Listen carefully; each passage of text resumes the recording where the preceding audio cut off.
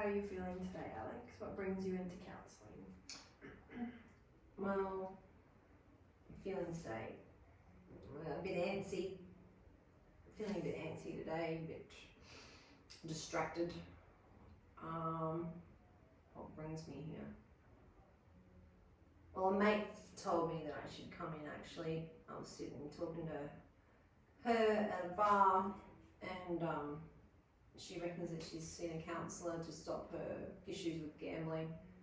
So, since at the moment I'm flat broke, there's nowhere to go with that. So, I thought maybe I'll give this counselling shit a shot and see if anything comes out of it.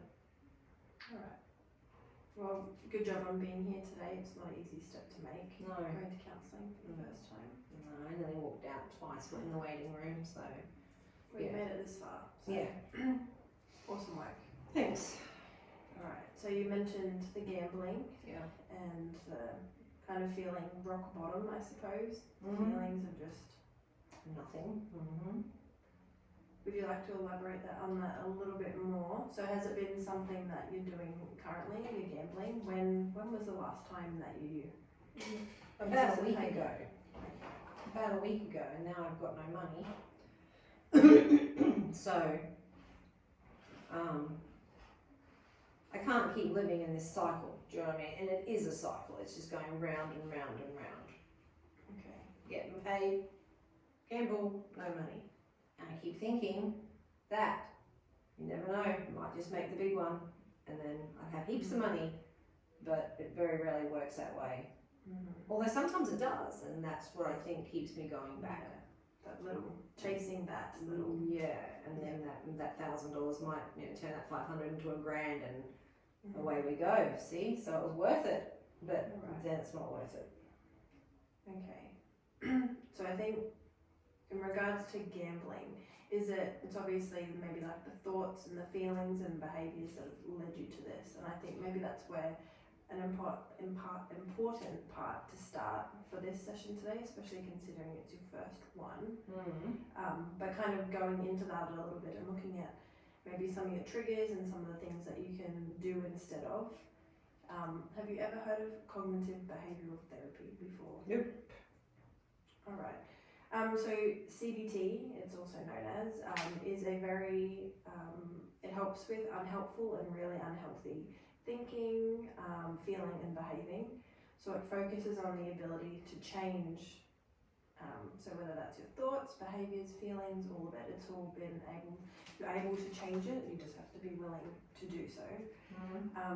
So it's not, this type of therapy isn't helpful with family systems or dynamics where there's a big group of people, but it's very beneficial for wanting to change your thoughts and your feelings and your behaviours, so whether that's anxiety related or gambling, like what you've said, any addiction, all of that, this technique is really, so this therapy is really helpful. Is it something that you would like to try today? We'll give it a go, we'll give it a shot. Okay. Yeah, may as well, that's what I'm here for. Alrighty. So what do I do? tell me a little bit more about this gambling addiction. What triggers you, so to speak? When does this go back to? How about we start there? When did you begin gambling? No, a long time ago. A long time ago, my dad was actually really big on the horses. When I was a kid, I used to watch him every Saturday do the gambling, and he used to sit there and he'd win. And then things would come into the house, like just new stuff, new furniture or just things like that, and I knew that Dad had a win. So I think that's probably where it started, when I was young, watching that happen. And then time reeled on, I suppose. When I was out of home, I used to go get dressed up and go to the pubs, and then I'd get onto the pokies, and of course then there'd be wins there, and it would be easy money, and it would happen really fast. And I don't know, I suppose I had a lucky streak when I was younger, so that's how the money came. And there could have been worse ways of getting money. But anyway, so that's the train I basically jumped on, and it led into my marriage, and I'd sneak off on the way home from work and just pop in, and sometimes popping in would turn from a 5 minute, I'm going to be here for a few minutes, put some money into the pokies, to had a win, spent hours, looked at the time, it's now 10 o'clock at night, my phone's in the car, I don't bring that in because I know they're going to start calling me, where are you? So I leave that in the car. It was my sneaky little way, and then the money was draining out of the account, and my husband got onto it, so he suggested all these things, and none of them worked, and so he took the kids and left me. So now I've got heaps of free time on my hands. And so I find when I'm sitting there at home and I'm bored and my check comes in, I don't have to lie to anybody anymore. I can just get in the car and go. No one gives a shit. No one cares where I am. No one cares how long I'm gone. No one cares if I can't eat for the next week because I've done 500 one night at the pokies. No one cares. So I think that's, I kind of get sad that there's nobody there to even care enough to say, stop. So it sounds like there's a lot that's happened. Yeah. Over, this gambling being in a part of your life has caused a lot of different events to happen. Yeah. Yeah, and I did. A lot of damage. Yeah, and you mentioned, it's got to a point now where, who cares? And that feeling of boredom, and then you kind of go off from there, and it kind of takes, just kind of, and then the gambling starts again. Yeah. Sadness, and I just go, fuck it. And the loneliness. Yeah, definitely. I've got nowhere to be. No one gives a shit. So I've got heaps of time. And that's sad. That makes me sad. But still, off I go. Okay. Yeah. Nothing else to do. Maybe I should think about doing something else. I don't know. But then what? So another, an important technique of this would be cognitive behavioural therapy is activity scheduling. So say you spend a lot of time at home, as you said, bored, and it kind of, instead of having all of this free time or spending it doing things that might trigger wanting to gamble or going back into these ways, it kind of gives you other things to look forward to as well. Other things, whether it's support groups or participating in different community activities and events and things like that. Yeah. Would that be something that you would want to explore?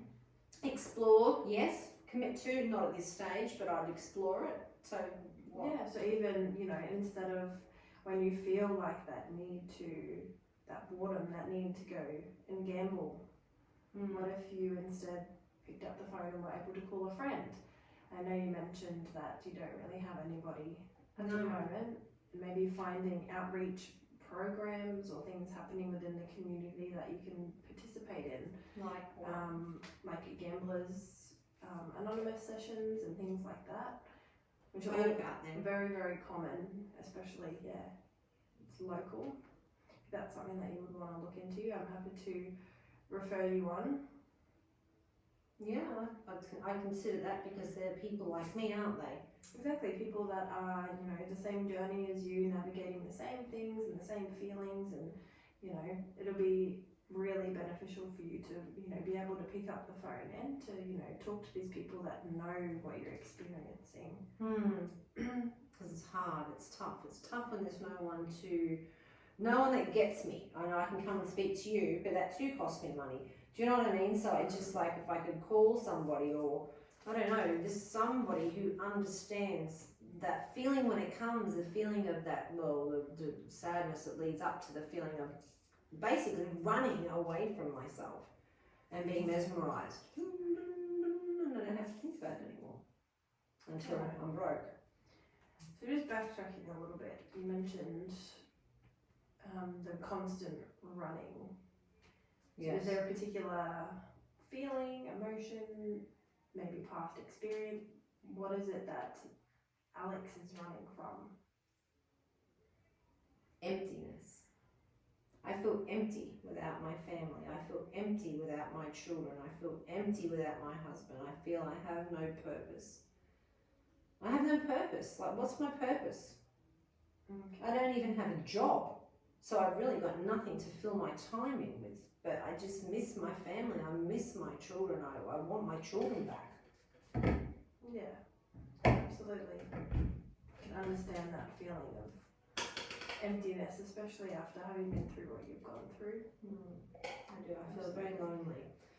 And then I go there and there's people everywhere. So I feel like it's filling me because there's people buzzing around, drinking and yelling and noise, a lot of noise with machines going dun dun dun dun dun dun.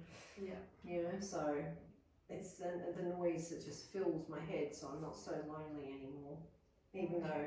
And that loneliness is a trigger, yeah? Yeah, big time.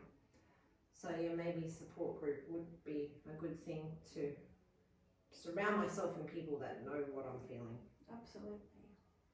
And also too, I think it might be important for us to, if you're willing to go into a little bit more about the triggers that you experience.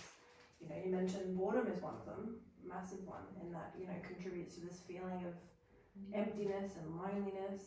Mm-hmm. Would you say that you have any other triggers that kind of influence this behaviour?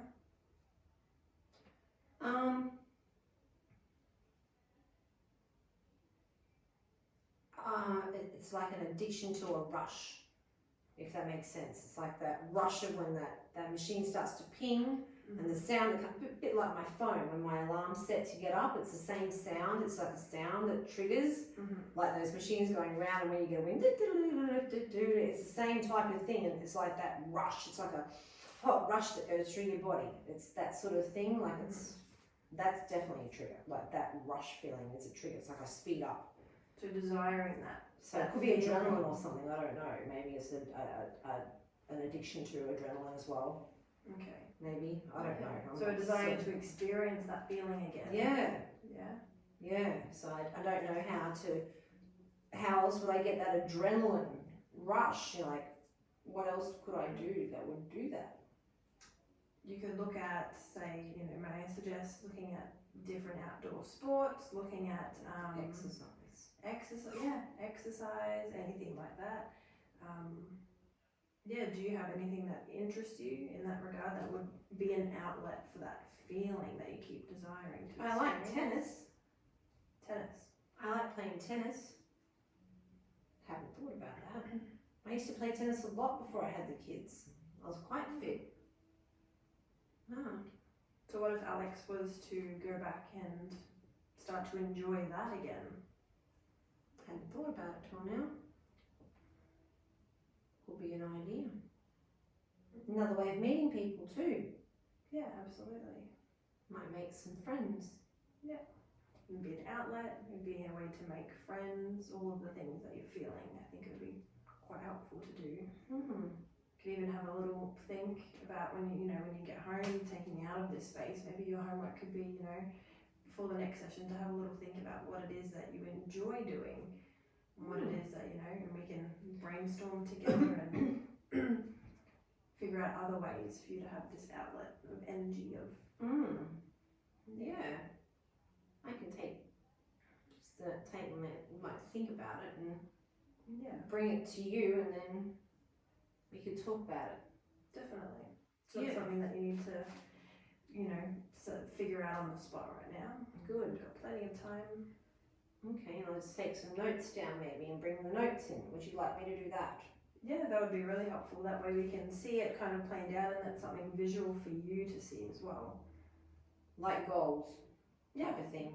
Goals, and just identifying, that kind of thing. Like if there's any, whatever you want to work towards, any, you know, I know there's a technique that focuses on writing down the thoughts that you experience in the moment that you're feeling it. For example, this desire to go gambling, what was the trigger in that moment that made you think of that? Oh, I see what you're saying. Right, yes, I get it. Keeping a little, you know, little journal and bringing that into our sessions could be something that you might find really helpful for you.